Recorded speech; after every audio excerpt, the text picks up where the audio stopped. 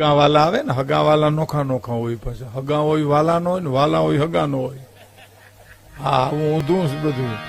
હા ભાઈ, હગા હોય વાલા નો, વાલા હોય હગા નો હોય.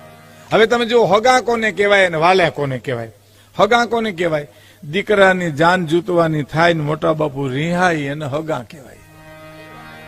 હું નહીં આવું આપડે હું કો ઉપાડે અંદરથી કોહ ઉપાડે ને એમ જીવને ઉપાડે. હું નહીં આવું.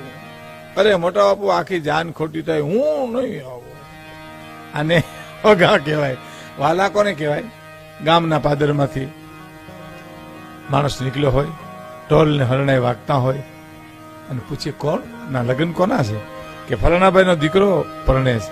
એમ લે, એ તો મારો જીગરજાન મિત્ર કહેવાય. આ વરરાજાનો બાપ તો મને કંકોત્રી લીખાવીને રે જ નહીં, લખી છે પણ મને મળી નહીં હોય. એમાં આમંત્રણ વિનાનો આવીને જાય કામે લાગી જાય એને વાલા કહેવાય છે. ખબર જ પડવી જોઈએ.